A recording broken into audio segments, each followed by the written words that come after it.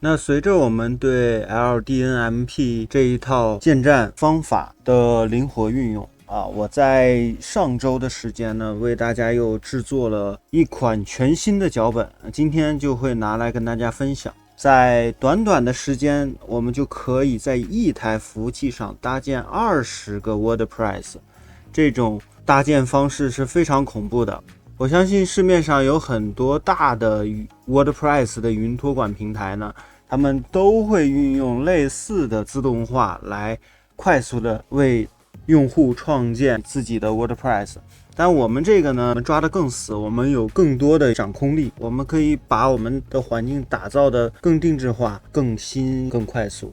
我给大家看一下我最近发的这个帖子啊，这些域名呢都已经被小伙伴们尝鲜去使用了，就是我们每打开一个是我们小伙伴自己的网站，因为搭建太方便了，对于子域名的运用我们已经运用到极致了，已经提供了大家的用户名和密码今天的话我会把这20个站全部重新洗牌，来跟大家重新演示一下我们自动化脚本该怎么去使用，该如何达到什么样的一个效果。那还是有很多小伙伴网站做的还是不错的就是用的模板用的都还是挺到位的。那我们重新洗牌，然后让大家重新占坑。我先看一下我这20个站的资源占用情况基本上是1核 CPU 2G 内存的配置能容纳20个站，并且让它们各自独立，相对稳定流畅的运行。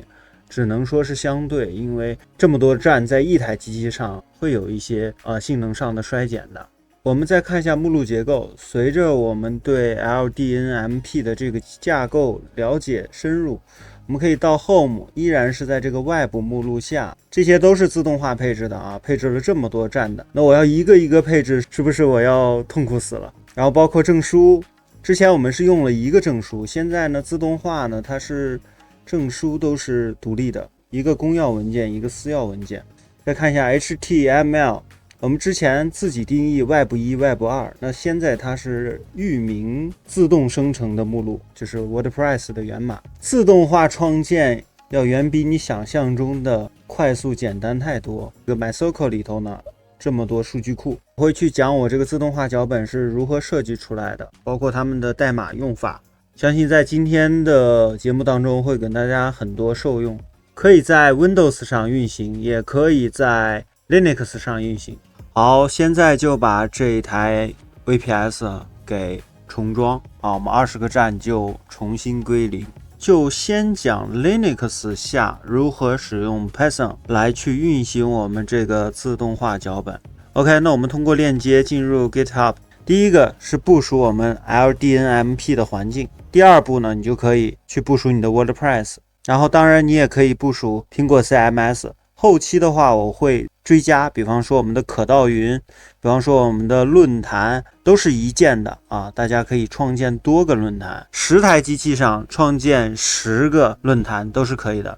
那我们把这2个下载下来，点击进去，点击下载 WordPress， 点击进去，点击下载。好了，在我们的下载目录呢，这2个文件就已经出现了，我们双击进入它。我这边用的是 VS Code， 大家可以看到这边呢是你的要给哪台机器我们比方说我们要给美国机器安装，这个是你美国机器的 IPv4 的地址，是22这个端口 root 身份，把我们的密码填写上来。再接下来这个是你的数据库的 root 密码root 密码我依然用这个是你数据库普通的用户名，这个是你数据库普通的用户名密码。在后面的这2个目前的这个脚本暂时用不到这个我们在装 WordPress 的时候再去定义这2个现在可以保持默认。好，这个脚本的配置部分就已经结束了，我们保存一下。然后下面呢就是执行的一些命令我简单的跟大家分享一下这个脚本在做什么。我们会更新系统 upgrade， 并且会安装我们的必要组件，像我们的 curl wget sudo，还有 socket unzip tar， 还有我们的 htop， 大家刚才看到我那个监控的就是 htop。 好，装这些，装完以后呢，我们往下它就开始装 Docker 官方的最新版本，还有 Docker Compose 的最新版本，创建我们的外部目录，网站所需要的所有目录。编辑我们的 compose 的这个文件，我们会到 GitHub 里头去拉取这个文件，就是我们大家手动搭建的时候常用的，这里面的这个密码定义成你配置的，这个是你的 root 密码，普通用户的密码，这个是你的普通用户的名称，3步是在做替换操作，就是你这边填写的，这里面的值它就会传进去。这块呢就是开端口啊，有些 VPS 呢它的端口是没开的，我们这边帮它做一下端口开启。随后呢我们就开始运行这个环境了，我们去下载 Docker 的镜像 Nginx、MySQL、PHP、Redis 啊，我们的 PHP 要安装很多依赖来支撑我们网站的运行，那大家一通装就行了，包括我们的 Redis 的插件也都在这边。我们的 7.4 版本的依赖安装，我们要装双环境，双 PHP 环境啊，我们会重启 PHP 的 7.4 的版本，会删除 compose 这个文件，这样处于安全性的考虑。那我们这个脚本呢，讲的是我们把环境搭起来就行了，现在还没有牵扯到我们动态去搭建我们的 WordPress， 只是先搭前面的环境。那有些小伙伴会说了，哎，我想同时装10台 VPS 的环境，那你怎么操作呢？复制10份，然后把这个名字改掉啊，把你的 IP 改成不同的，然后你的密码也是不同的，对吧？像你的数据库 root 密码、数据库的普通用户的名称，还有普通用户的密码，这些你都可以根据不同的服务器自行调整。现阶段我们只装1台环境，保存一下。好，这个时候我们来到任意一台 VPS 上 ，Linux 系统，只要你是乌班图或者 Debian 都是可以的。好，我们首先运行这行命令，这行命令呢是在更新 Python， 还有 Python 的一些组件依赖，我们都需要安装一下。好，我们回车。OK， 这样的我们 Python 就更新到最新版本，并且安装了我们需要的依赖。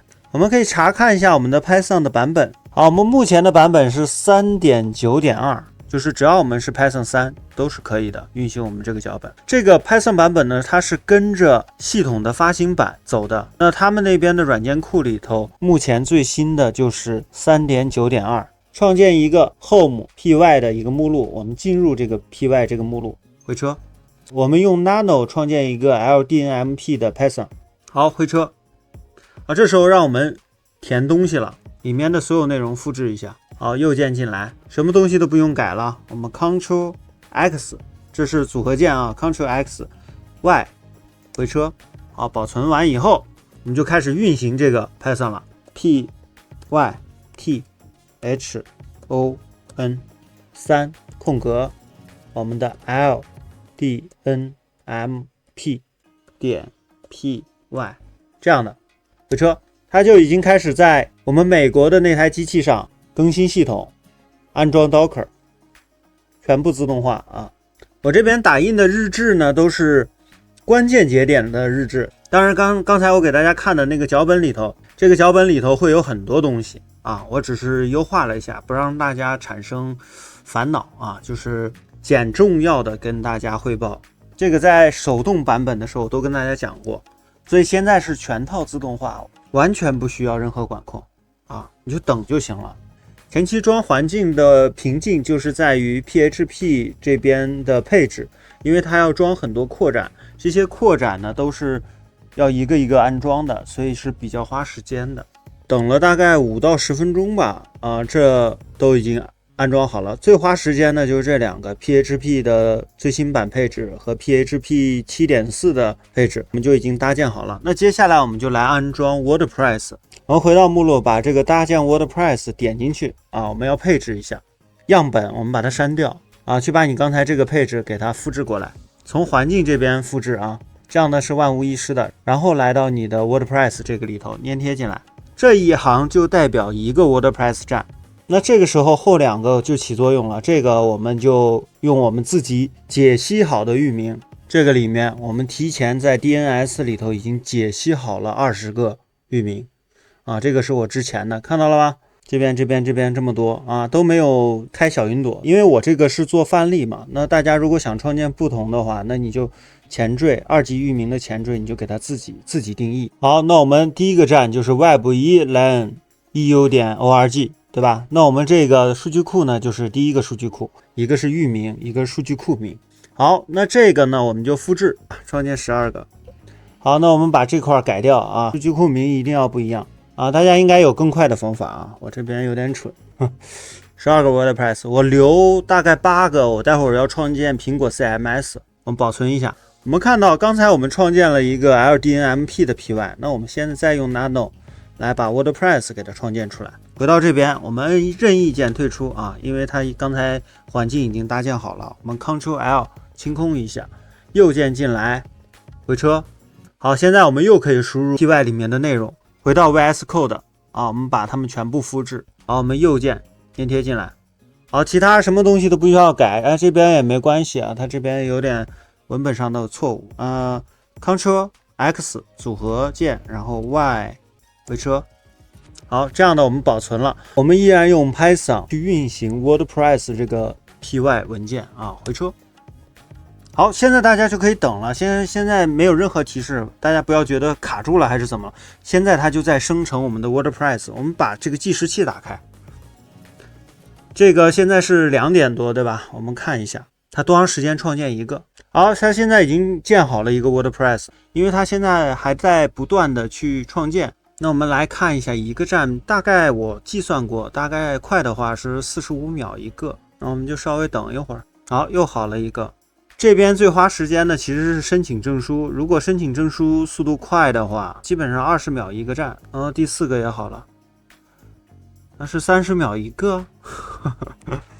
哎，就让它装吧，这边就不等了，这个让它在后台去装吧。我先跟大家讲一下这个脚本里头在做些什么啊。